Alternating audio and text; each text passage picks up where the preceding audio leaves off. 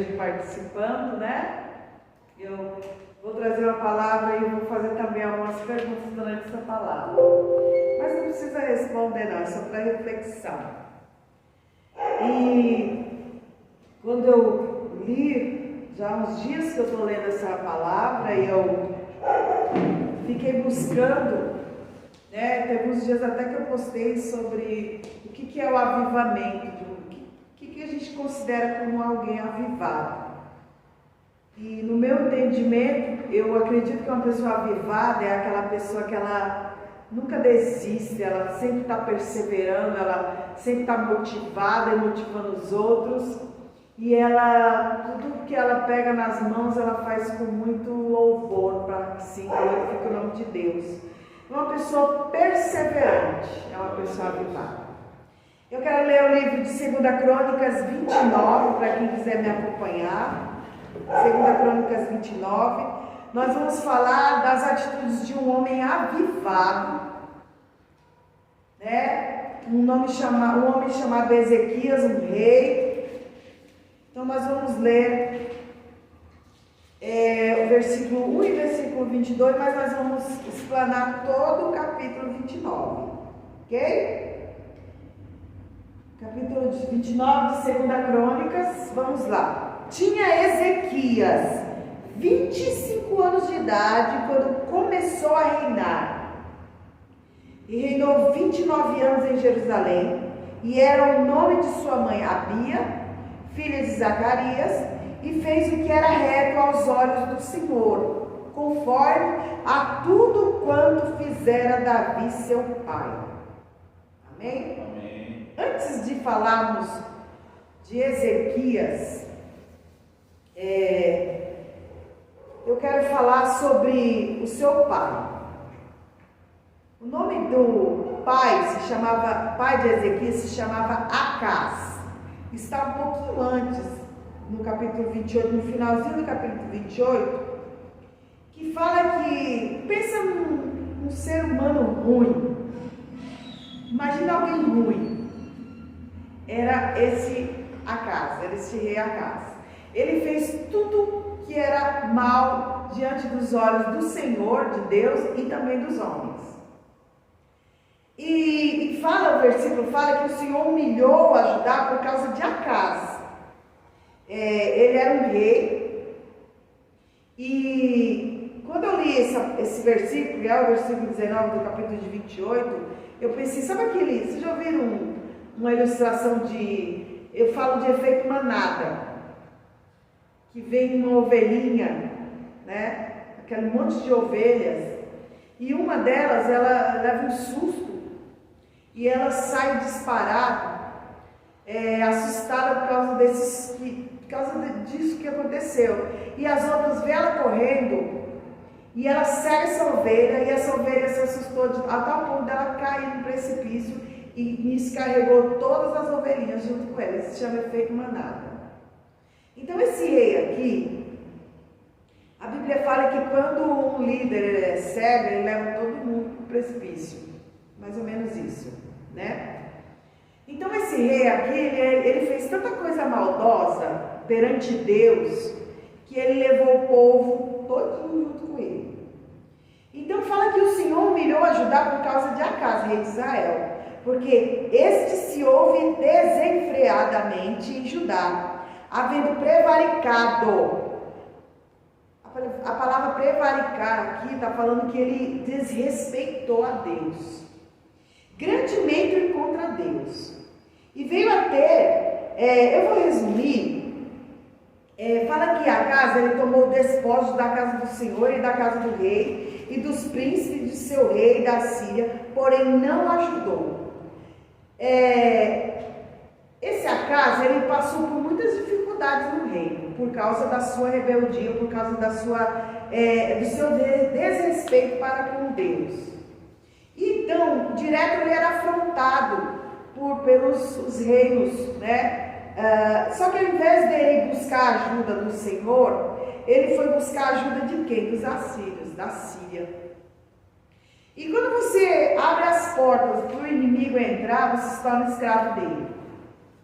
E foi isso que aconteceu, eles se tornaram escravos do inimigo. E quando o inimigo entra, ele traz novos costumes. Vamos por assim o inimigo? Ele traz novos costumes, ele traz... e aqueles costumes vai tirando de dentro de você, todas as coisas boas, elas estão sendo contaminadas pelas ruins. E então, o que aconteceu? Ele passou a sacrificar outros deuses. E quando fala que ele era um Deus muito mau, é porque ele matou os próprios filhos, ele sacrificou os próprios filhos. Isso era abominável para Deus, porque Deus não queria o povo a fazer o mesmo. Aí a gente começa, ele era tão mau, que no versículo 27 do capítulo 28, diz que Acaz dormiu com seus pais, e sepultaram ele na cidade de Jerusalém, porém não puseram no sepulcro dos reis de Israel. Aí fala que Ezequias começa a reinar. E aí é interessante, eu vou tirar essa jaqueta que eu estou com calor. Ezequias começa a reinar jovem, né, com 25 anos. E nós lemos um versículo de que ele faz o que é reto aos olhos do Senhor, conforme a tudo quanto fizera Davi seu pai. O nome do pai de Ezequias era Davi? Não, era Acaz. Mas a Bíblia diz que, e por ele não ter uma referência de pai, isso não significa que ele não pudesse fazer o que era correto perante Deus. Glória a Deus. Porque às vezes a gente fala que, eu estou num ambiente e esse ambiente não é favorável para mim. Ou dizer assim, meus pais nunca me levaram para a igreja, por isso que eu não faço isso. Esse rapaz, ele não tinha uma referência de um pai, né? Ele não via o pai fazendo o que era reto perante ao Senhor. Mas mesmo assim, ele toma uma atitude, uma decisão de fazer o que é reto ao Senhor no momento que ele assume o reinado.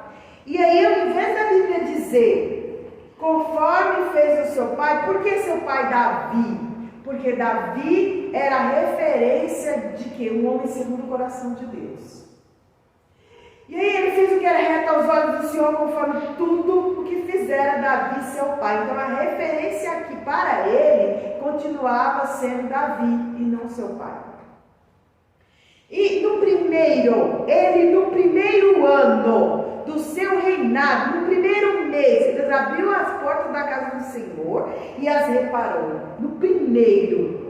Mais uma coisa eu aprendo aqui. Quem quer mudar, muda de imediato.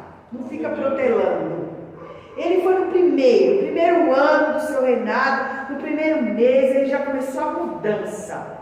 E nós podemos dizer aqui que Ezequias foi um reformador, né? Ele fez uma reforma em tudo e nós vamos aprender com ele, porque ele assumiu um reino falido de recursos, de valores. Ele assume um rei falido emocionalmente, o povo estava emocionalmente falido. E ele recebe um reino totalmente falido, espiritualmente falando. Então ele não tinha nada a seu favor. Ele não tinha nenhum recurso na mão para dizer assim, eu vou começar. E o que ele faz? A primeira coisa que a gente faz para mudar é nos mudar. Antes de nós queremos um avivamento coletivo, ele precisa acontecer primeiro em nós, individualmente. Né? Ele começa um avivamento individual, para assim ele atingir o coletivo. Eu sempre falo que você precisa se transformar para poder transformar alguém. E aí ele começa a detectar o que o pai tinha feito de errado, o que estava de errado, por que eles estavam passando pelaquela situação, e ele começa a mudança de imediato a assumir o seu reino. E a primeira coisa que ele faz é abrir as portas da casa do Senhor. Ele faz uma aliança com Deus, e diz que a eles a reparou, e trouxe os sacerdotes e os levitas e ajuntou-os na praça oriental. Imediatamente ele chama esses levitas e esses sacerdotes, traz uma palavra para eles, que essa palavra foi tremenda, que diz assim, E lhes disse: ouve-me, ó levitas, santificai-vos, individual. Comece por vós. Agora, imediatamente. E santificai-vos a casa de Deus, de vossos pais, e tirai do santuário a imundícia. A limpeza tinha que ser geral, começando por eles. Porque nossos pais transgrediram e fizeram o que era mal aos olhos do Senhor, nosso Deus, e os deixaram e desviaram os seus rostos do tabernáculo do Senhor e lhe deram as costas. Também fecharam as portas do alpendre. Ele começa a falar tudo que o povo, tudo que eles tinham feito.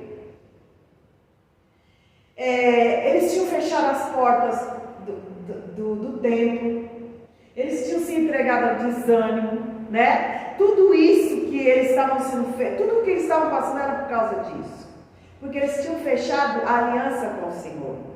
E no versículo 10 fala assim: agora me tem vindo ao coração que façamos uma aliança com o Senhor Deus de Israel, para que se desvie de nós o ardor da sua ira.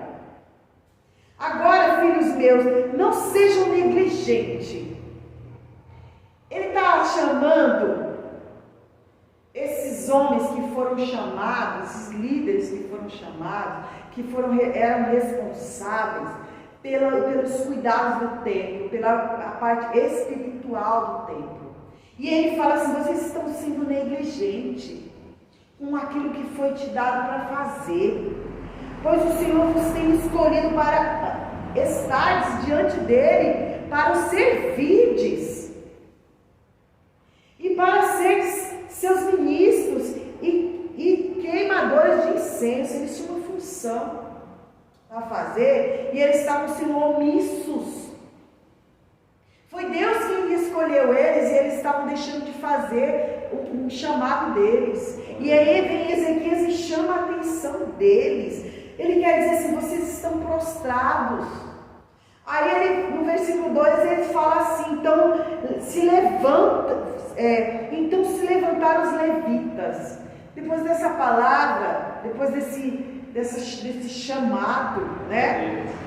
Ele chamou a atenção dos levitas que eles não estavam cumprindo com as funções que Deus havia dado a eles, que era dos cuidados com a casa do Senhor. E aí eles se levantaram. Se levantar significa que eles saíram do estado de prostrados. Eles, se ergueram, colocaram-se de pé. E ajuntaram, no versículo 15 fala que eles ajuntaram seus irmãos e santificaram-se. Começaram por si, santificaram-se e vieram conforme o mandado do rei pelas palavras do Senhor para purificar a casa do Senhor. Fizeram todo o trabalho, começaram toda a purificação. Depois que fizeram toda a purificação, que não é uma coisa simples, levou 8 dias para purificar a casa do Senhor. Por quê? Porque tinha que ser feito ordenado, conforme havia sido direcionado. Eles levaram 8 dias para fazer tudo isso, para se purificar e para purificar a casa do Senhor. Tudo com o devido processo. Depois que eles purificaram a casa do Senhor, eles foram até o rei. Isso está no versículo 18. E diz assim: já purificamos toda a casa do Senhor, como também o altar do holocausto, com todos os seus utensílios.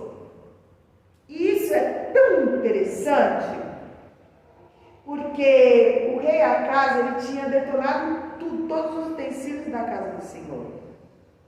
Então teve que ser reconstruído. Não é de imediato que a gente se purifica. É uma coisa que leva tempo. Requer disciplina, requer cuidado, a nossa santificação. Então, eles levam um tempo para fazer isso. E depois que eles fazem isso, eles vão ter até com o rei. Aí a gente vai para o versículo 5, que vem a segunda etapa do processo, que vai ser o sacrifício. Então o rei Ezequias se levantou de madrugada, reuniu os líderes da da cidade. Vocês estão prestando atenção de que tudo é de cima para baixo que começa? Tanto o efeito manada, né? Que se o líder for cego, ele leva todo mundo para o precipício, como o avivamento também começa aqui de cima. Porque a gente aprende mais com ações do que com palavras. Então eu estou observando você, eu estou observando o que você faz, né? E eu estou aprendendo com aquilo. Então palavras não aviva ninguém. Você pode até estar aqui, eu posso agora começar a glorificar, eu posso começar a pular, né? Eu posso começar a falar um monte de línguas que vocês não vão compreender o que é, mas daqui a pouco vocês vão esquecer. Vocês aprenderam alguma coisa? Não, vocês não aprenderam, porque a gente não aprende apenas com palavras, a gente aprende com ações. E ele começou a reunir toda a cidade, né? E começou a fazer o sacrifício. Depois que o templo foi limpo, aí eles começam a trazer os líderes, né, para a casa do Senhor, e com isso trazendo seus sacrifícios. Todos os filhos reuniram todos aqueles que foram separados para tal função. Eu não vou ler tudo, porque vocês também precisam ler em casa, né? A gente também precisa ter a curiosidade de aprender a palavra, então leiam depois. Aí fala, eles mataram os bois, os sacerdotes tomaram sangue, fala todo do processo que eles fizeram aqui de sacrifício, né? Da purificação e em seguida o sacrifício. E o rei ordena, estavam os levitas de pé com os instrumentos de Davi, os sacerdotes com as trombetas, e Ezequias deu ordem para oferecer holocausto sobre o altar. Eles pedem que toda a congregação se prostrou quando entoava o canto, e o rei Ezequias exige que eles louvem as palavras de Davi e de Asaf, o vidente, e louvaram com alegria e se inclinaram e adoraram. Essas palavras de Davi são os salmos. Os salmos que a gente lê eram louvores que eles cantavam durante os seus cultos. Então ele pede para que todos cantem os salmos e com alegria, com louvor. E adoraram. Agora aí Ezequias volta a falar, né? E é tão bonito essa parte do versículo 31, que Ezequias fala assim, ó, diz, agora vos consagrastes a vós mesmos ao Senhor. Observe que eu já falei 3 vezes sobre individual, né? A santificação individual, primeiro tem que ser ele. E ele fala, agora falando para o povo, falando para aqueles que estavam cultuando ali, olha, consagres a vós mesmos ao Senhor, chegai-vos, trazer sacrifícios e ofertas de louvor à casa do Senhor. E a congregação trouxe sacrifícios e ofertas de louvor, e todos os dispostos de coração trouxeram holocaustos. Glória a Deus. Então a gente entende que nem todos estavam dispostos de coração. Porque ele fala, todos que tinham o coração disposto, né, que queriam essa transformação, que queriam participar dessa transformação, foram até com ele. E o número de holocaustos que a congregação trouxe foi de 70 bois. Começa a falar da quantidade. Quero lembrar que quando nós iniciamos a palavra, nós falamos que ele é de um reino falido financeiramente, falido emocionalmente e falido espiritualmente, né? Então estava assim um sacrifício, estava assim uma calamidade. Então ele faz, todo esse sacrifício, ele restabelece, né, o culto a Deus, restabelece a santificação individual e o culto a Deus, né? E agora ele precisa dar mais um passo. Ele precisa elevar a autoestima do povo.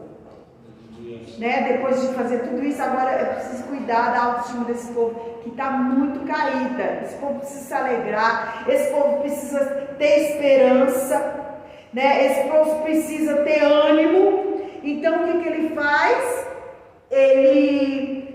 Vamos ler no capítulo 30. Depois disso, Ezequias enviou mensageiro para todo Israel, Judá, e escreveu também cartas para celebrarem a Páscoa. Então ele traz à memória, né, todos os feitos que o Senhor fez pelo povo antes. E esse povo sabia desses feitos, poderiam não estar praticando, mas eles lembravam disso, né? Então ele celebra a Páscoa. E foi algo tão maravilhoso. E nessa celebração, no capítulo 30, ele vai falando, olha, ele traz à memória Abraão, Isaac, Israel, para que eles nos voltem para o restante de vós que escapou das mãos do rei da Síria. Ele começa a trazer o que Deus fez, traz à memória os ancestrais dele, né? Abraão, Isaac, Jacó. Para quê? Para trazer à memória daquele povo esperança, para que os povos se elevassem. E ele pede assim, no versículo 8 do capítulo 30, ele fala assim: não endureçais agora a vossa cerviz como vossos pais, dai a mão ao Senhor, e vinde ao seu santuário que ele santificou para sempre. Venha servir ao Senhor, o vosso Deus, para que o ardor da sua ira se desvie de vós. Porque eu vos convertendo ao Senhor, vossos irmãos e vossos filhos acharam misericórdia perante ao Senhor, perante aos que o levaram cativos e tornaram a esta terra, porque o Senhor, vosso Deus, é misericordioso e compassivo, e não desviará de vós o seu rosto, e se vós converterdes a ele. Ele traz uma reflexão: não faça como seus pais fizeram, não dê as costas para Deus como seus pais fizeram, sabe? Tudo depende de você. Ele está falando assim: olha, venha servir ao Senhor, porque para que seus filhos tenham uma vida saudável, uma vida de paz com Deus. É isso que ele está falando para o povo. E ele chama, né? Ele chama esse povo para se unirem a Deus. Eu parei para refletir isso e ver que às vezes a gente procura muitas desculpas para fazer as coisas. A gente terceiriza para um, a gente terceiriza para outro. Coisas que foi dado para nós fazer, sabe? Coisas dadas por Deus para a gente fazer. Porque toda vez que vem algo na nossa mente, vem uma ideia para a nossa mente, se veio para a minha mente algo, é porque é para mim fazer, porque depende de mim fazer. Mas a gente acaba querendo terceirizar para alguém fazer, e isso é negligência. Sabe, a gente está lendo aqui claramente que os levitas e os sacerdotes tinham uma função e eles estavam sendo negligentes com aquilo que foi, aquela coisa tão importante que lhes foi dada. E esse homem, esse reformador, ele quer trazer a unidade do povo, ele quer trazer a memória do povo. Para quê? Para que eles voltem a ter aquela terra de paz junto com o Senhor. Porque onde está o Senhor, nitidamente que onde o Senhor se faz presente, a paz estabelecida. Observa, Salomão, ele reinou, ele teve um reino de 40 anos de paz, todo mundo diz, porque o Senhor se fazia presente.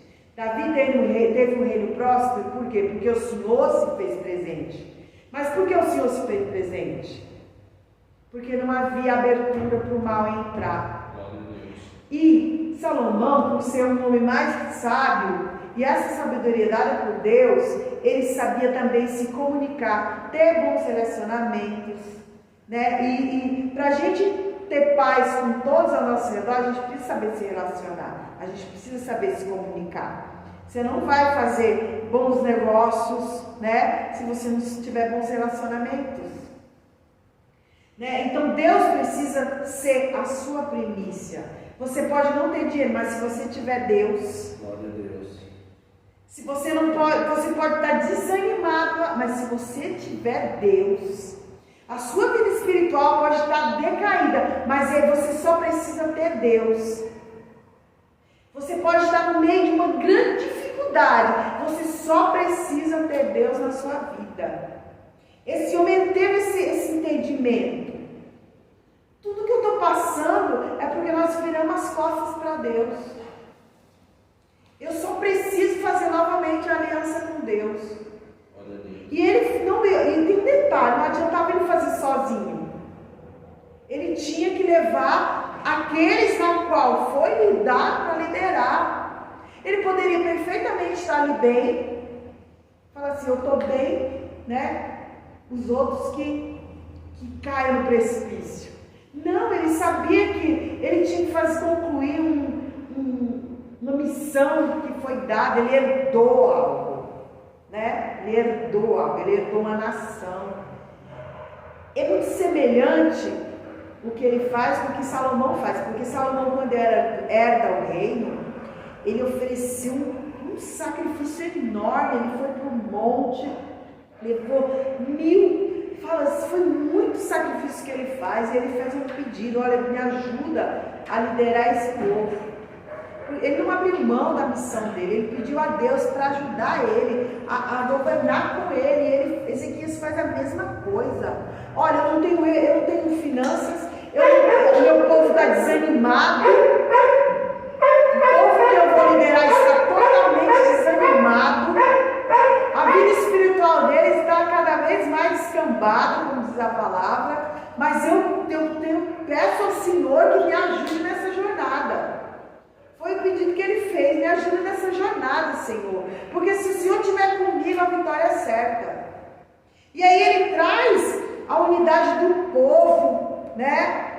Ele ajuntou-se em Jerusalém, ele foi em todo canto para fazer as palavras, trazendo a lei, lendo as escrituras para que o povo, se conscientizassem. Ele foi em cada canto para trazer a unidade de todos, porque tinha que ser todos, não podia ninguém ficar de fora.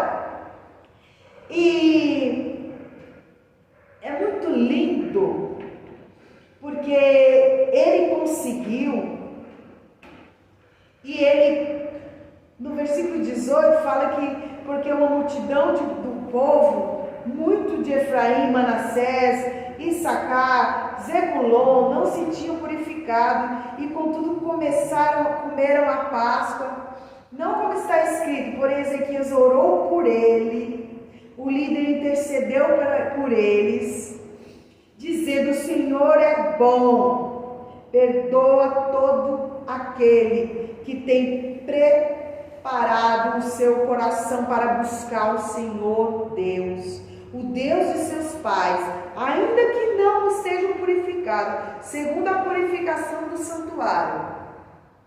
E diz no versículo 20 que o Senhor ouviu o Senhor a Ezequias e sarou o povo. Aleluia.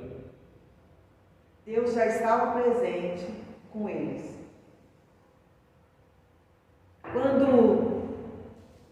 Quando Deus vê essa intercessão, vê todo esse preparo, todo esse sacrifício, purificou. O sacrifício representa a purificação dos nossos pecados.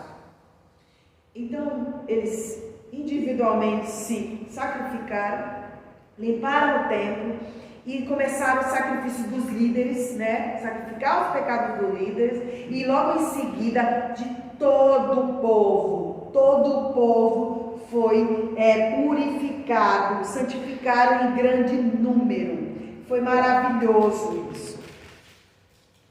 E aí, nós vamos para o capítulo 31, que fala, acabando tudo isso, todos os israelitas que assim se acharam, saíram à cidade de Judá e quebraram as estátuas. Começou quando há uma santificação, começa a libertação. Quando houve esse avivamento, vamos dizer assim, quando houve esse ajuntamento, essa unidade, e foram libertos de seus pecados, eles começaram a expulsar o mal que estava dentro deles. Então começaram a quebrar as estátuas, cortaram os bosques, derrubaram os altos altares de toda Judá, Benjamim, como também Efraim, Manassés, até que tudo destruído. Então tornaram todos os filhos de Israel, cada um para sua casa, para as cidades deles. Aí vai começar as reformas do rei Ezequias. Então ele estabelece, aí é tão lindo isso, porque ele começa a organizar. Eu li todo esse capítulo e eu fiquei assim maravilhada com isso.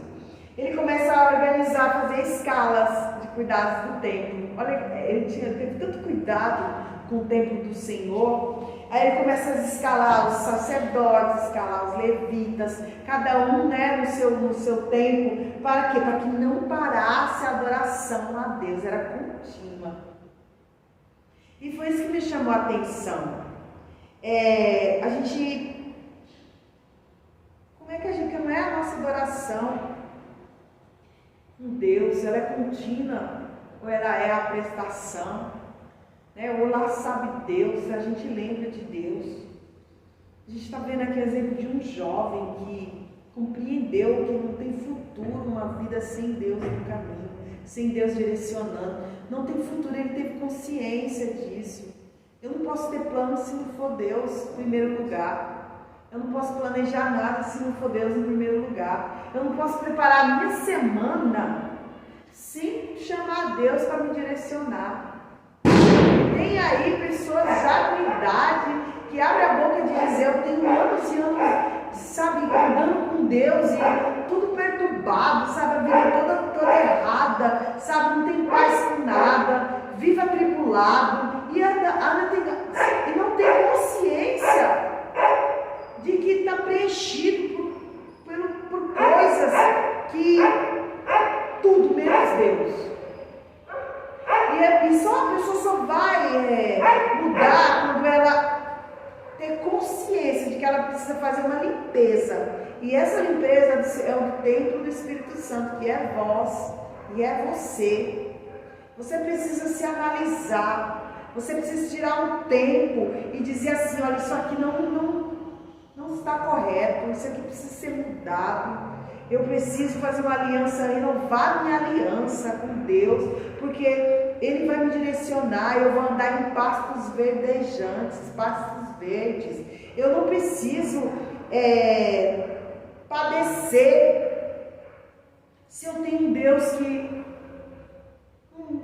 para que eu vou sofrer se ser feliz é melhor? Por que a gente gosta de padecer? Por que a gente gosta de sofrer tanto?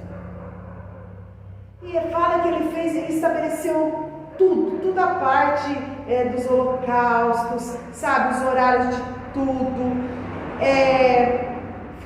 Ficou tudo perfeito. Ok? Cada um tinha as suas funções, cada um cumpria com o seu chamado. E aí nós vamos finalizar o capítulo dizendo que o versículo 20 diz assim: e assim fez Ezequias em todo Judá, fez o que era reto, fez o que era bom e verdadeiro perante o Senhor seu Deus, e toda a obra que começou no serviço da casa de Deus, e na lei, e nos mandamentos, para buscar ao seu Deus, ele fez de todo o seu coração, e ele prosperou. Glória a Deus.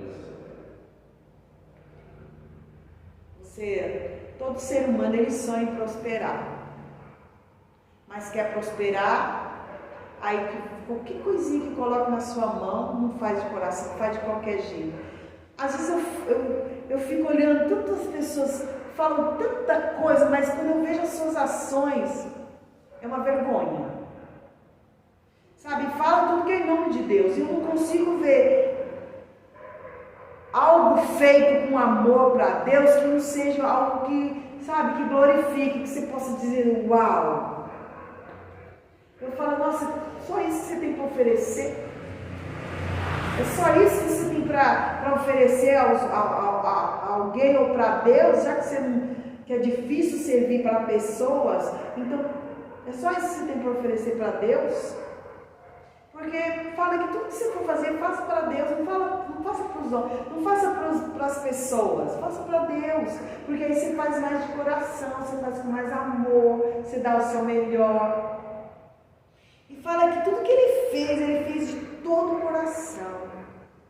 E quando a gente fala fez de todo o coração, é porque ele não está esperando que alguém venha elogiar ele, sabe? Ele não está esperando que alguém venha dar algo em troca. Não, ele fez porque era a missão dele, era aquilo que ele tinha que fazer isso, porque foi aquilo que Deus colocou ele ali para ele fazer tal coisa. Então, faça de coração. Faça para inspirar alguém, faça para que alguém, 2000 e tantos anos depois, possa ler e possa se inspirar com esse homem. E fala, ele prosperou. Então, eu pergunto, você tem feito de todo o seu coração, seja uma coisinha que foi te dado para fazer, você fez de todo o coração, ou transferiu para alguém, ou deixou de lado, sabe, ou fez porque tinha que fazer. Você tem feito as suas coisas de todo o coração para Deus. Deus tem se agradado disso. Deus pode dizer assim, olha, você vai prosperar porque tudo que você faz tem amor. Então esse homem, essa mulher, ele é próspero porque eu estou com ele. Eu estou com ele em tudo. Depois de ter feito isso, começou a prosperidade, né? Começou a se estabilizar esse reino. E quando a gente fecha as brechas, quando a gente quebra, né, as amarras,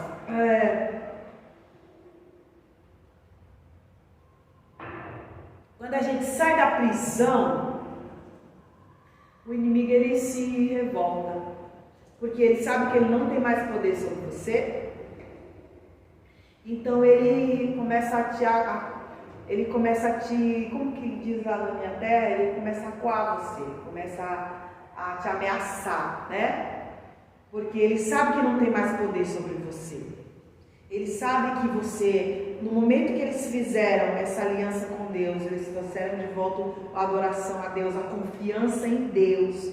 Eles pararam de depender de alguém e sim de Deus, eles se libertaram.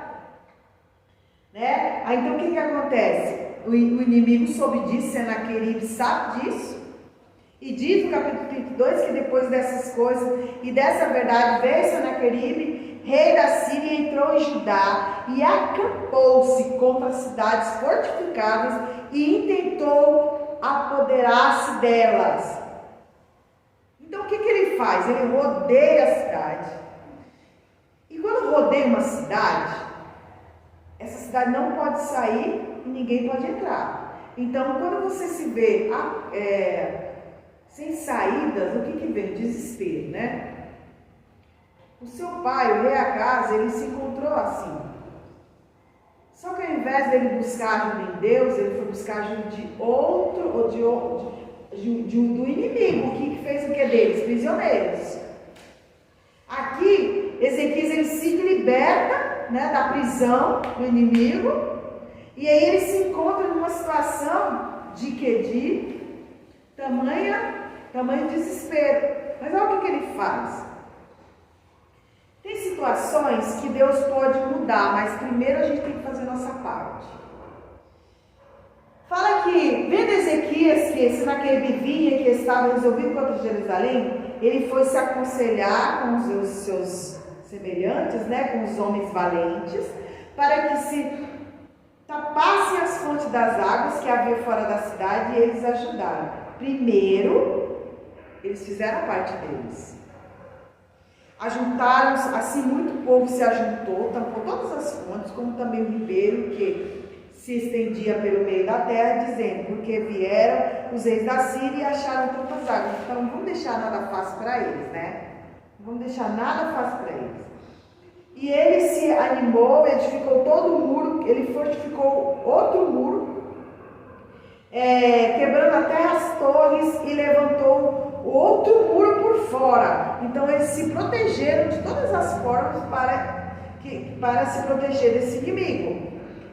E fez as armas de escudo em abundância, e pôs capitães de guerra sobre o povo, reuniu-os na praça da porta da cidade, e falou-lhe ao coração, dizendo: olha só, agora esse homem vem trazendo uma palavra para alimentar a esperança do povo.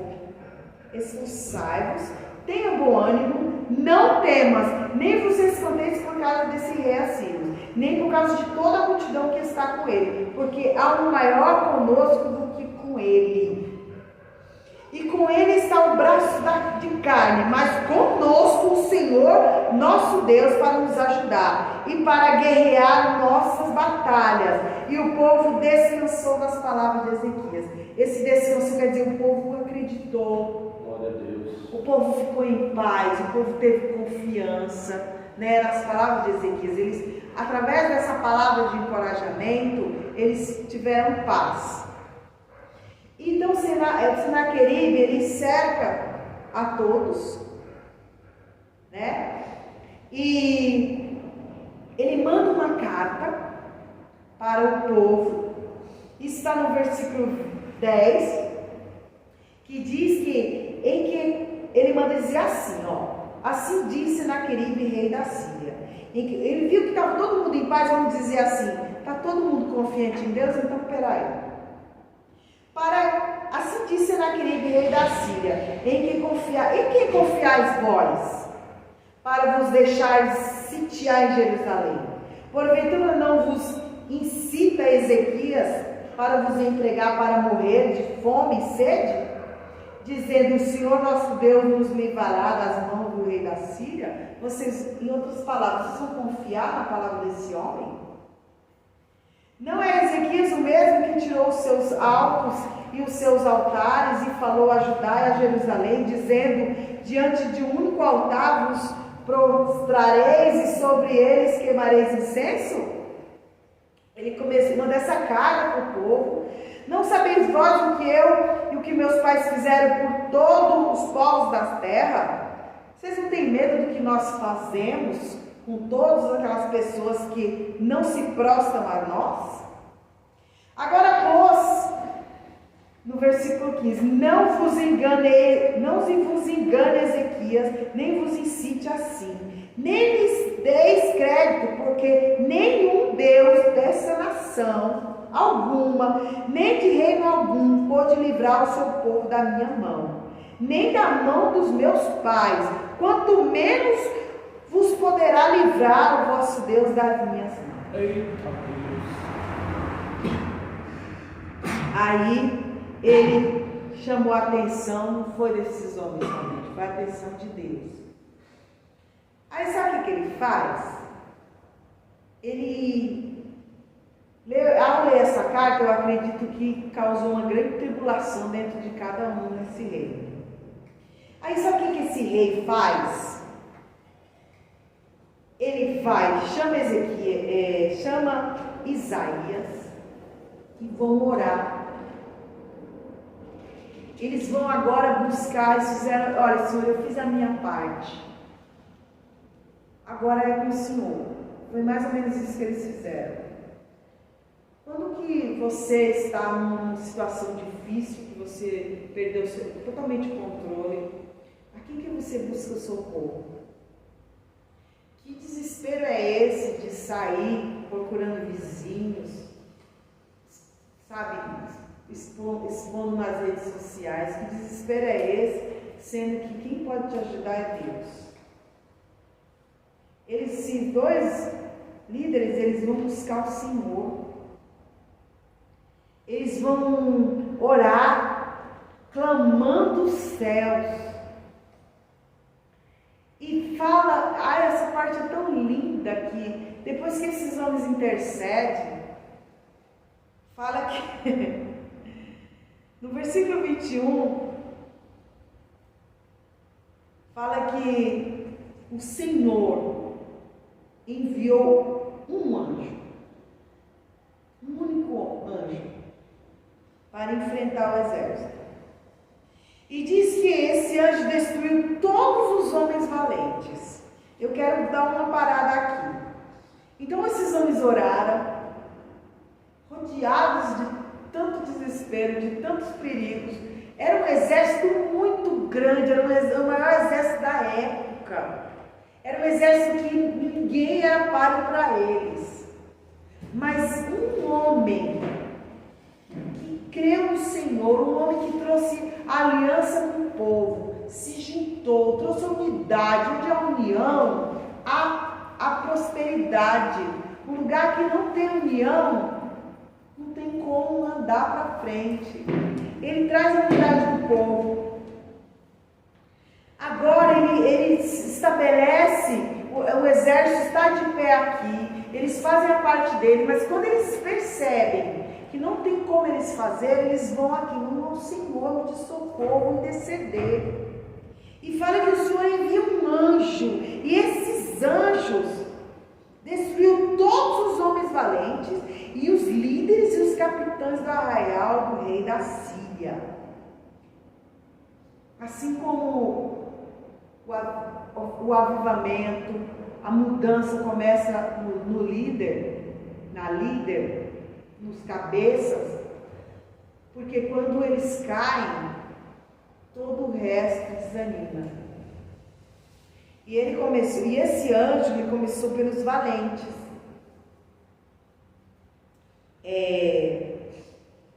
Tem uma outra leitura, uma outra Bíblia que fala até a quantidade dos valentes.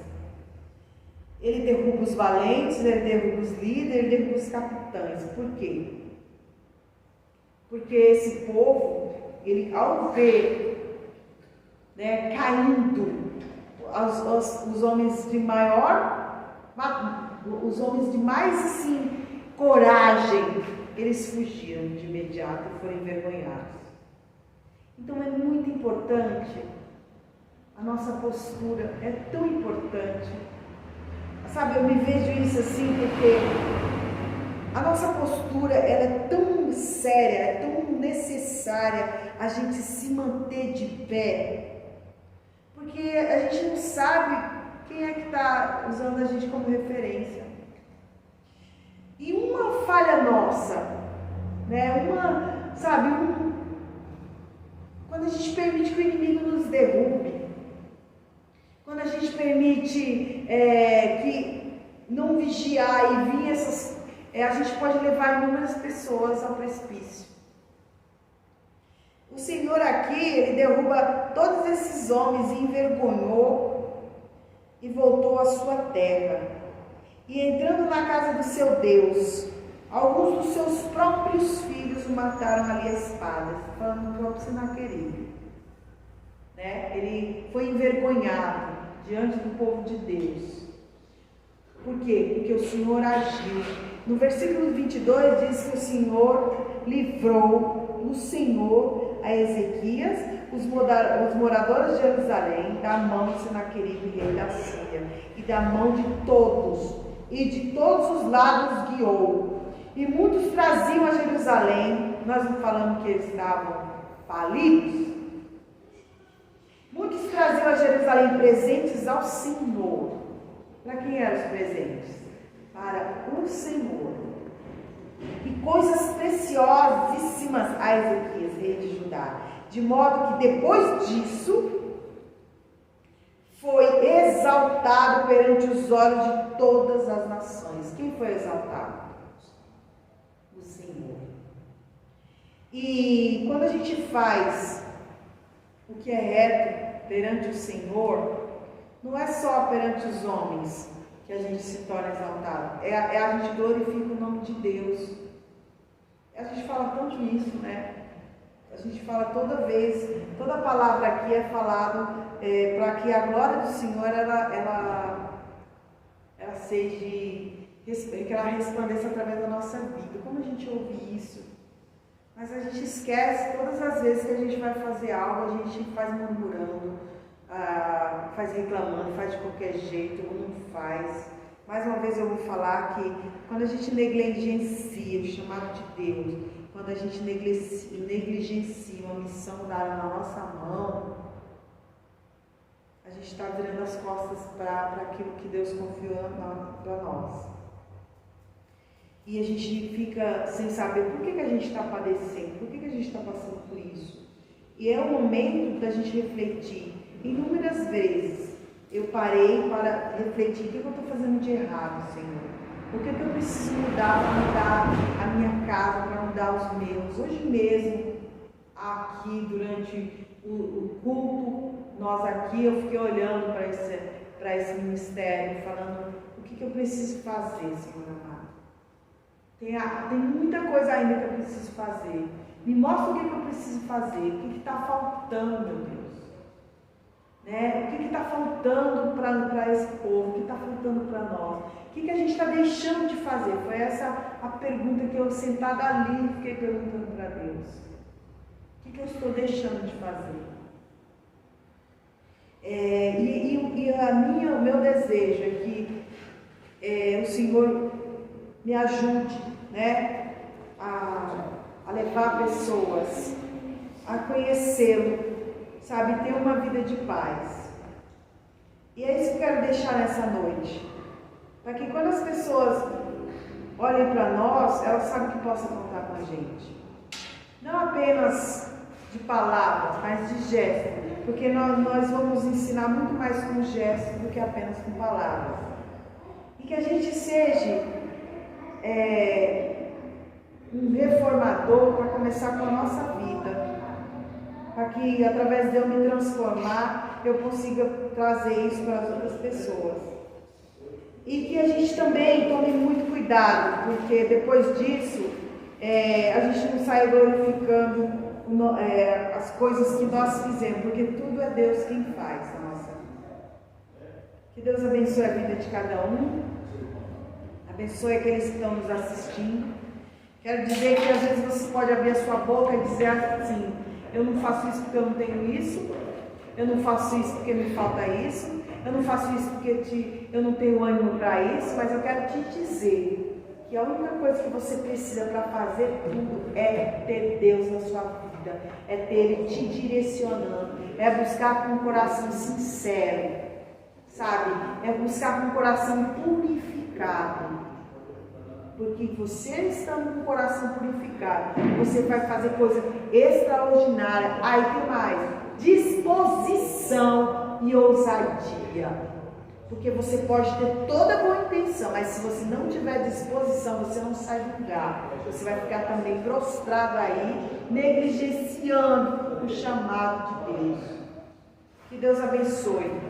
Vamos orar? Bendito é o nome do nosso Senhor Jesus. A Ti toda a honra e toda a glória.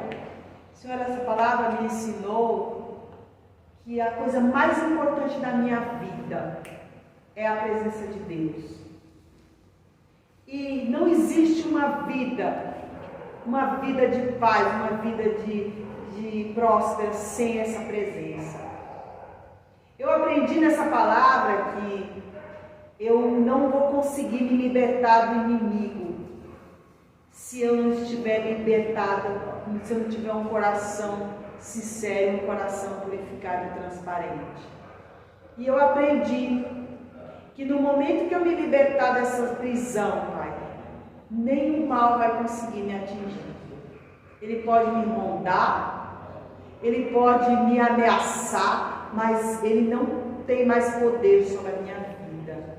Porque o único que tem poder sobre a minha vida, o único que rege a minha vida é o Senhor. Eu aprendi nessa palavra que a unidade, ela pode muitas coisas. Eu aprendi nessa palavra que a esperança, que a memória de todos os feitos que o Senhor fez na minha vida é o combustível para me ter uma fé renovada. Em nome de Jesus, abençoa cada um, Pai, que esteja presente, abençoa aqueles que não puderam estar aqui presentes. Abençoa a nossa semana, abençoa este lar, dessa família que está necessitada, Senhor. Em nome de Jesus, amém.